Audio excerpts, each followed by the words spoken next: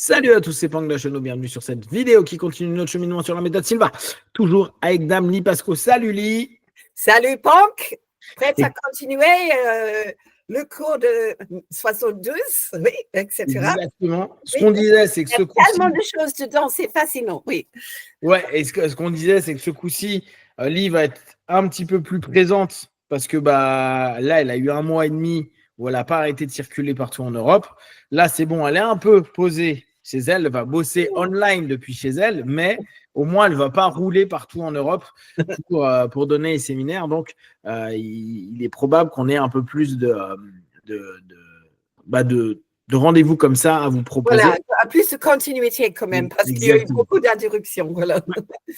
Donc, comme disait Lee, on reprend 72, donc ce cours avancé. On s'était arrêté sur la notion de psycho-orientologie, la nouvelle science fondamentale.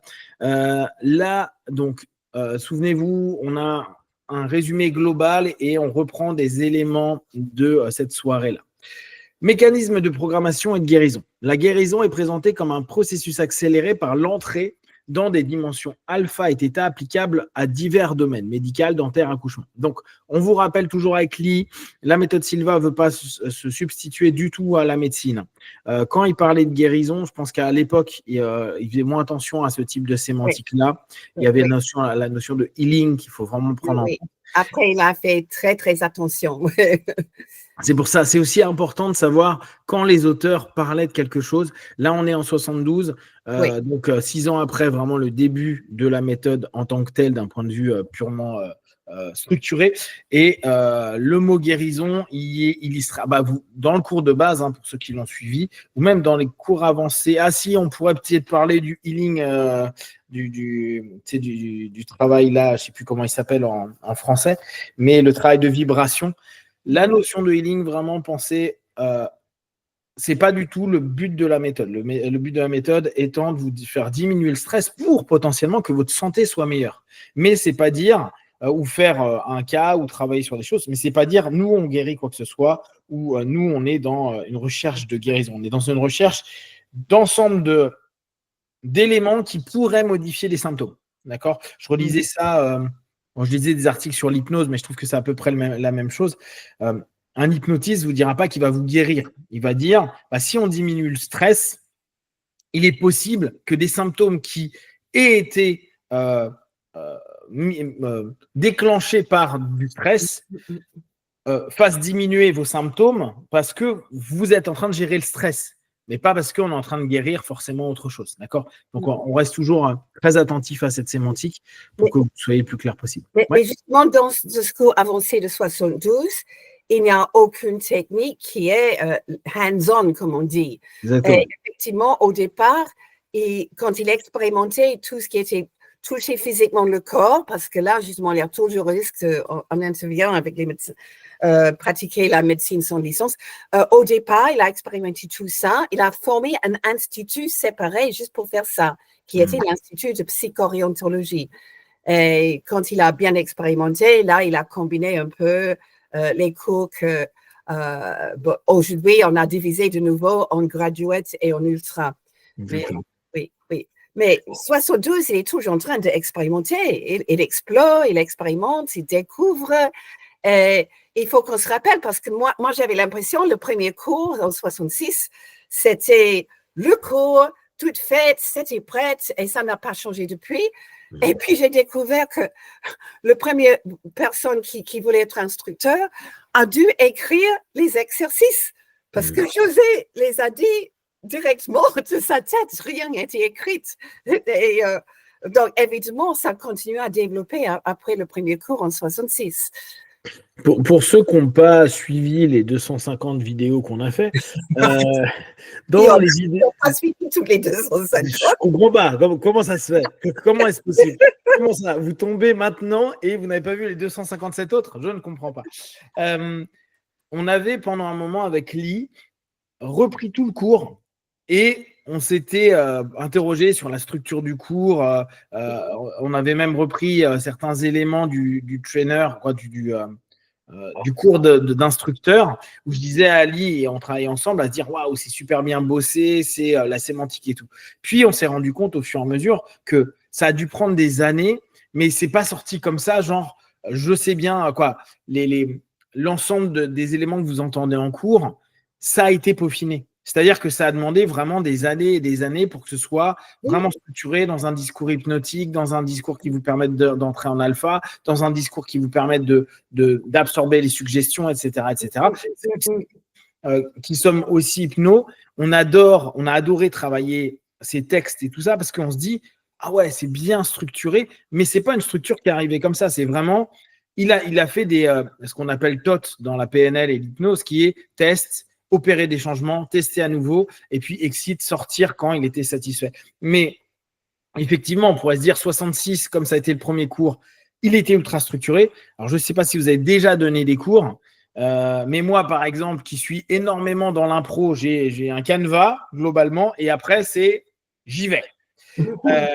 Et ben, avec les années, les cours que je donne en hypnose simplement, je les ai davantage structurés parce que j'ai vu ce que les gens demandaient, j'ai vu les questions qu'on me posait et comment je pouvais composer les choses pour que ce soit plus simple pour l'apprentissage, la pédagogie tout simplement. Et je pense que de ce qu'on voit là de 1972, où c'est quand même 6 ans après, on voit qu'il va dans tous les sens et que c'est pas aussi structuré qu'un graduate ou qu'un ultra aujourd'hui. Donc, c'est vraiment penser, en fait, la méthode, je pense, sur les peut-être 20 premières années, on va dire 15 premières années, de 66 à 80, ça se structurait. Ça se développait, ça se changeait. Et du coup, parce que là aussi, je pense qu'il y a quelque chose qu'il faut prendre avec plus de distance. Moi, je suis toujours assez puriste sur ce qu'ont fait les personnes à l'origine. Et quand Lee m'avait expliqué, ouais, mais tu sais, quand Laura est venue, elle a voulu faire SET, SAT, qui, en gros, globalement, c'est un peu changer le cours pour le mettre un peu dans une forme plus moderne. Et sur le coup, pendant pas mal de temps, je me suis dit, ouais, mais bon, pourquoi on ne regarde pas la base, l'original et tout? Mais en fait, c'est pas bête du tout.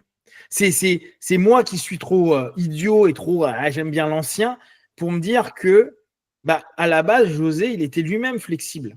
Aujourd'hui, au bout d'un moment, et pensez bien, il faut bien que la méthode se soit développée. Donc, il faut que tous les instructeurs aient globalement le même discours, que les conditionnements soient les mêmes, que les exos soient les mêmes.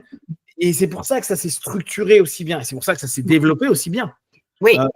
C'est un moi, j'ai fait la formation en 88. Là, c'était bien structuré, il fallait rien changer, mais ça a pris du temps pour y arriver quand même. Exactement. Et ça, c'est important à garder en tête. C'est-à-dire que parce qu'à un moment, il y a quelque chose qui a été trouvé et qu'en plus, il avait de plus en plus de personnes intéressées qui devenaient instructeurs ou instructrices, c'était important d'avoir un cours standard.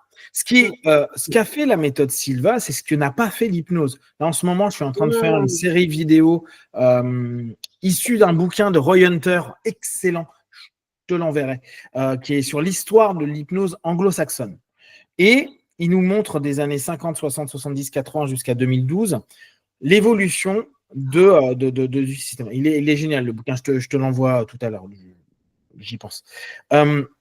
Et le truc qui est génial, c'est que tu te rends compte que, il le dit clairement, Roy Hunter, qui a été élève de Tebetz, qui est un grand hypno, lui-même est quelqu'un de très reconnu. Il dit le problème, c'est que personne n'était d'accord sur les cursus de l'hypnose.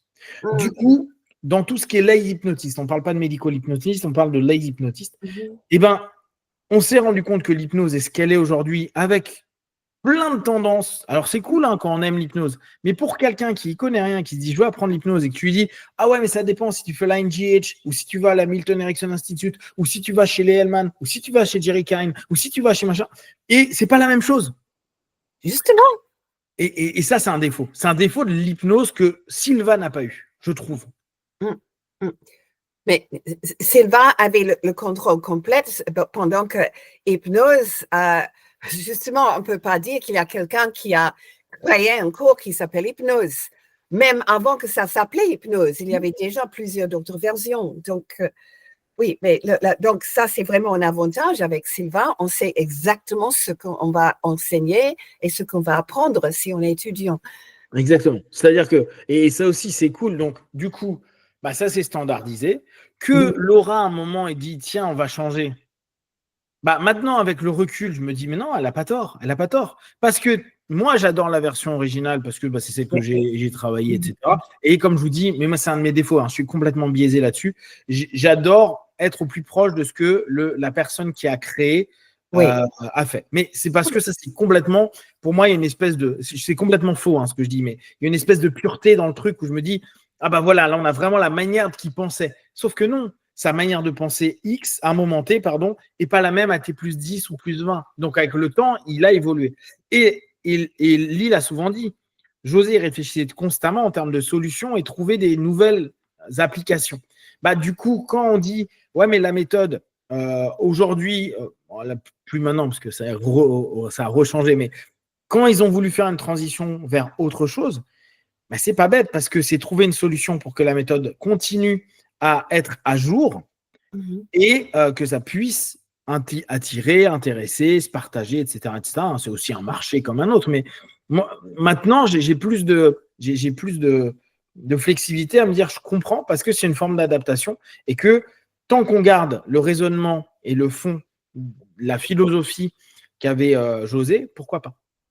Mais la force quand même de la méthode, c'est tu vas au Mexique, tu vas au Japon, tu vas en Chine, on a un instructeur en Chine, tu vas en Australie, et bien qu'importe le continent, on va avoir la même structure, et ça c'est quand même assez cool, parce que c'est hyper, hyper rare, je trouve.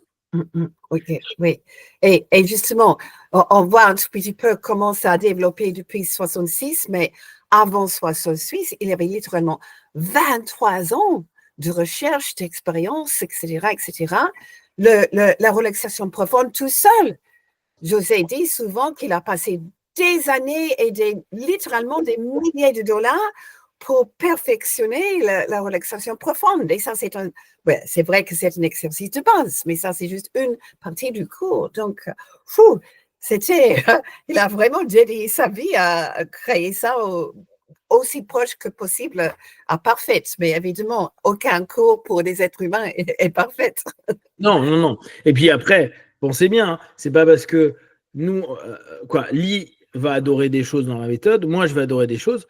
Lee, il y a peut-être des choses qu'elle aime moins, je sais pas. Moi, il y a des choses que j'aime moins parce que bah ma nature, mon truc, me dit oh, ça, j'en ai pas besoin, tu vois. Mais pour autant, c'est normal aussi quand vous allez dans une méthode. Moi, je suis fan d'hypnose et bah, on en parlait parce que j'ai eu la chance de voir Lee la semaine dernière. Quand elle parlait, là, moi je suis arrivé au moment où elle parlait de régression en vie antérieure. Et Lee, elle précise bien, parce que bah, moi j'ai la même vision, Lee est plus ouverte que moi là-dessus, mais elle va aussi dire, moi, si vous n'y croyez pas, allez sur la notion symbolique. Moi, c'est l'expression que j'utilise. Mais justement, c'est parce qu'on va avoir tous des tendances différentes et des croyances et des besoins différents qu'on va utiliser différemment. Moi, j'utilise beaucoup la vie en régression symbolique, donc vie antérieure, mais pas du tout la même fois. Moi, je suis resté dans un côté ultra clinique. Moi, c'est pour aider la personne par rapport à sa problématique et comme Lee le dit, pas du tout de tourisme et vraiment un truc. Nous, on va straight to the point. On doit gérer le truc. Il y a ça. Et ça doit me permettre de faire évoluer la personne. Si je ramène dans la vie présente en régression, que la régression de vie antérieure ait pu permettre un plus dans la régression actuelle qui ne pouvait pas être gérée à ce moment-là. Et il y en a qui vont avoir complètement autre chose, qui vont dire non, mais non, pour moi, ça me permet d'être des modèles, des croyances, ça me permet de rendre plus flexible ma truc. Chacun est libre d'avoir ses accroches par rapport à la méthode. Oui, oui, tout à fait. Et c'est justement, si quelqu'un me dit je veux savoir qui j'étais dans une vie antérieure, mais non, je ne fais pas ça. C'est uniquement si tu reviens avec quelque chose que tu peux appliquer dans la vie actuelle. Sinon, je ne le ferai pas. Alors que tu vois, il y en a. Hein. Moi, là, on est totalement d'accord.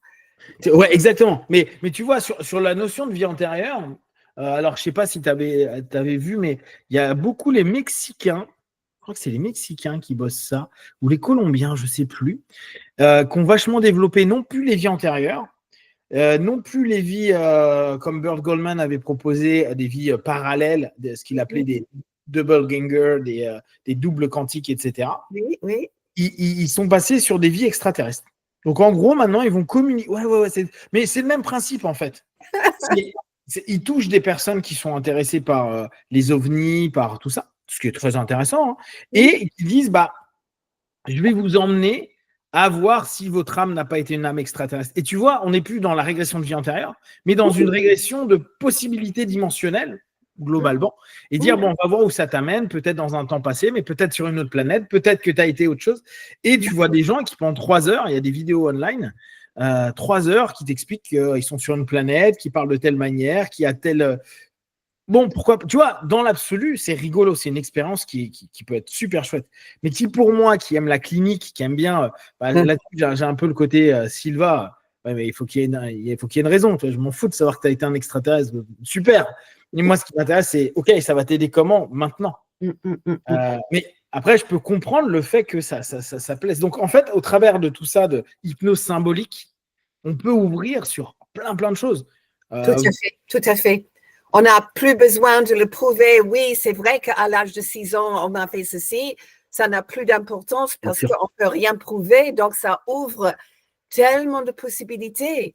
Et ça ouvre, ce que je dis souvent, ça ouvre cette toute petite boîte qu'on appelle moi, mon identité, mon image de moi. Il y a une expansion de conscience extraordinaire. Et c'est pour ça que souvent les soi-disant vies antérieures apportent quelque chose aujourd'hui beaucoup plus puissant qu'on aurait pu faire avec une régression à la cause vie actuelle. C'est extraordinaire quelquefois. Oui. Complètement. D'ailleurs, pour ceux qui suivent un petit peu la PNL et Robert Dills a fait la pyramide, une pyramide des besoins qu'il a. Non, c'est pas des besoins. La pyramide de Dills, c'est pas les besoins c'est autre chose. Maslow. Oui, c'est Maslow, c'est pour ça. C'est donc la pyramide de Dills.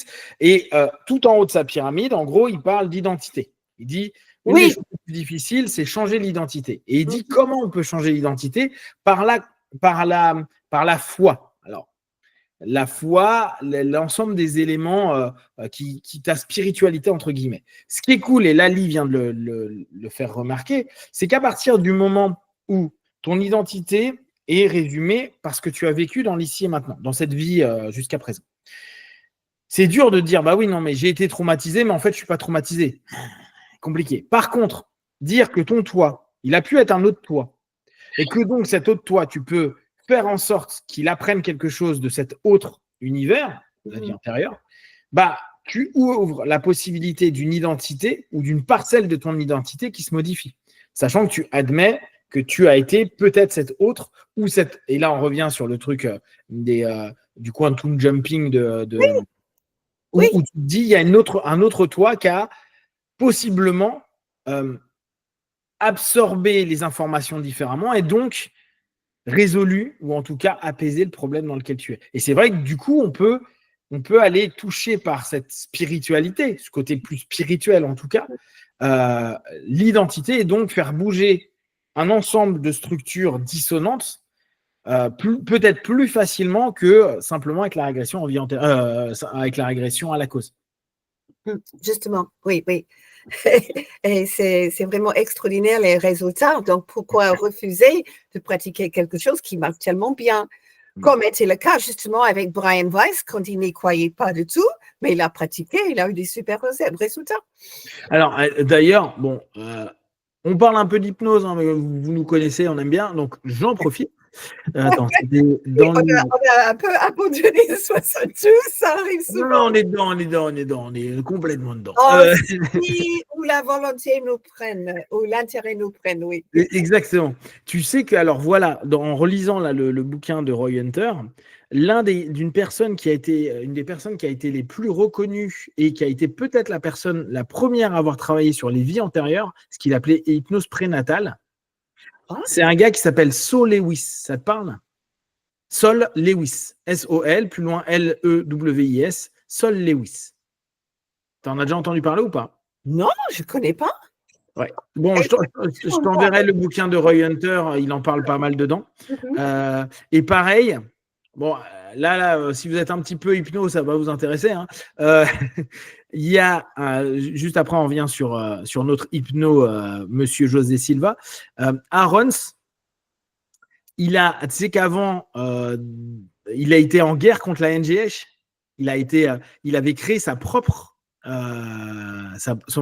guilde, sa propre fédération, et il était vachement en guerre contre la NGH, qui justement acceptait des idées comme les régressions en vie antérieure, etc., etc.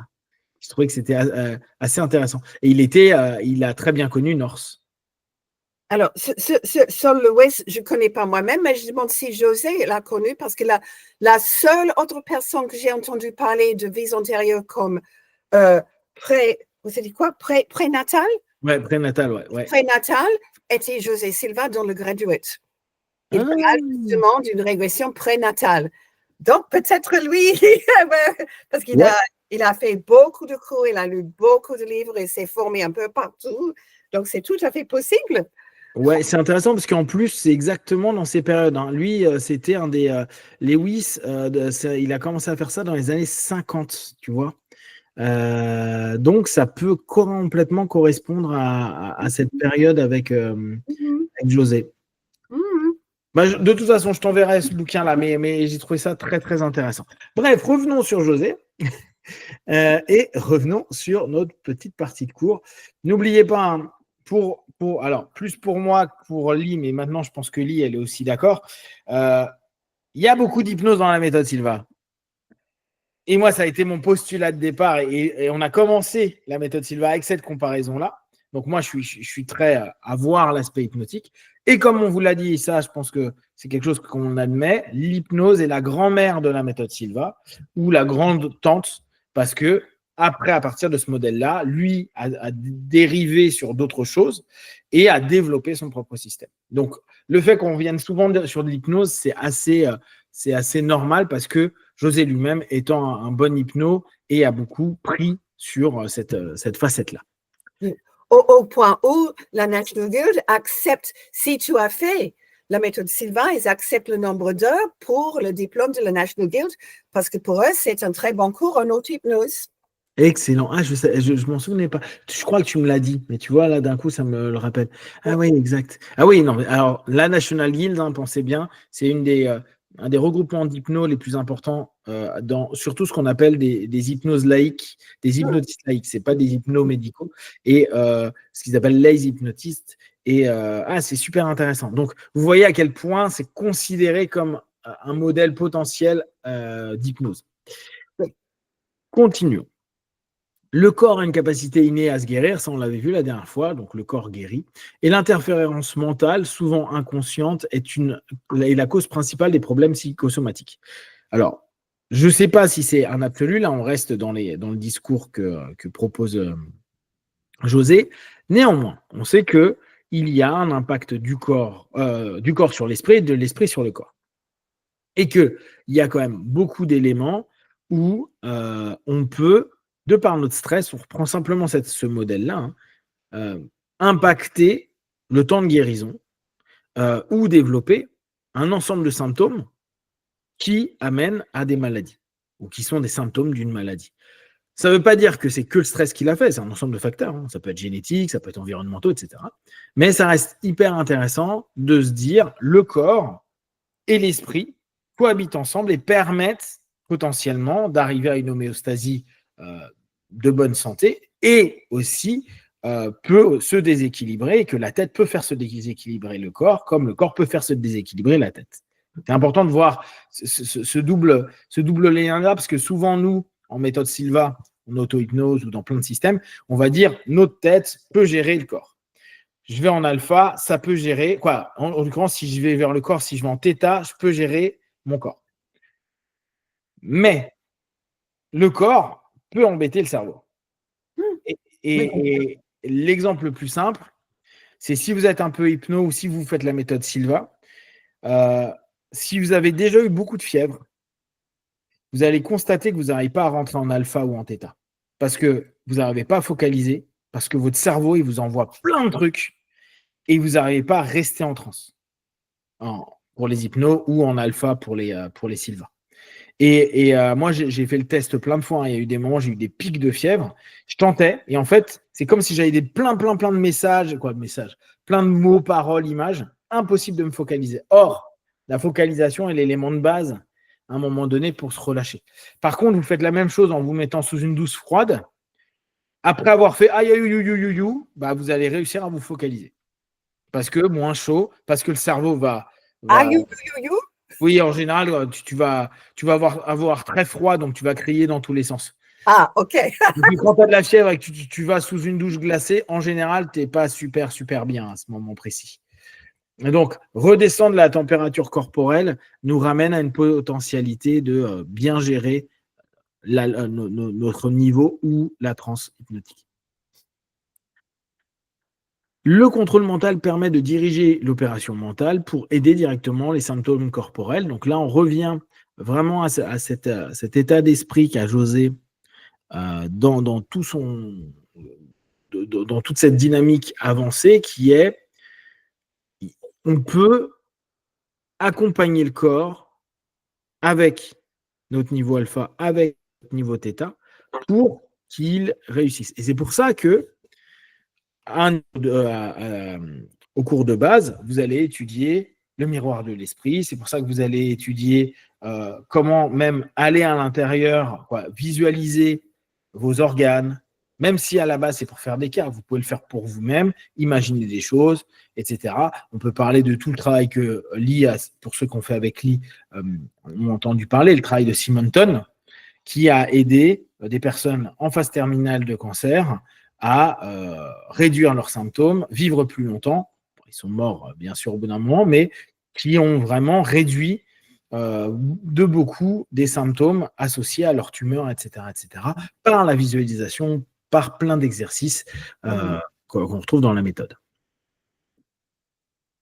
Le processus d'apprentissage et de répétition est mentionné comme un moyen de renforcer les schémas neuro-programmés, même si la méthode de contrôle mental est un type mental de répétition en alpha par opposition au conditionnement bêta de Pavlov. Donc ça, c'est intéressant. Il met une petite différence à dire, il y en a un, c'est un conditionnement, l'autre, on est plus sur une répétition mentale. Ce qui est vrai, hein, on est sur imagination, visualisation, imagination, qui sont, je vous rappelle, hein, la visualisation est se rappeler de quelque chose qu'on a déjà vécu, donc de réussir à recréer mentalement, qu'importe que ce soit visuel, auditif, kinesthésique ou autre, mais recréer mentalement ce qui a été vécu. Et l'imagination est la capacité à construire quelque chose qui n'a pas été vécu. Et ça, je trouve que ça reste une des super définitions qu'on a dans la méthode et qui permet dès lors de faire des répétitions. Parce qu'à partir du moment où on vous dit la visualisation est extrêmement importante, que ce soit dans la méthode et ou de façon générale, c'est parce que justement, vous pouvez répéter à l'infini votre conditionnement, ce que vous ne pouvez pas forcément faire. On ne prend pas Pavlov, hein, tu ne vas pas continuellement, physiquement, faire ding, ding, ding, ding, baver, manger, hop, blablabla, etc. Oui, c'est vrai. Et d'ailleurs, on peut faire du Pavlov avec la visualisation. Le principe de base, imaginez que vous avez dans votre main un super citron, vous le coupez en deux, vous y voyez que le citron sent bon, il y a au moment où vous coupez, il y a un petit peu de pulpe qui sort, etc. Vous allez le mettre près de votre bouche, qu'est-ce qui se passe? Tiens, il y a de la cellulation qui arrive. Donc, on peut le répéter encore et encore et encore, alors qu'on n'a rien fait dans le réel, dans l'objectif. C'est juste la répétition mentale. Ok, on va s'arrêter là pour la première partie. On va reprendre, nous, de notre côté, sous peu. Si vous avez déjà des questions et des remarques sur ce qu'on a déjà vu, n'hésitez pas à partager sur Facebook, YouTube. On y répondra le plus rapidement possible. Comme d'habitude, de tout ce qu'on propose, ne prenez que ce qui est bon et juste pour vous. Testez, observez, analysez et concluez. À très vite, à tout de suite. Ciao, ciao.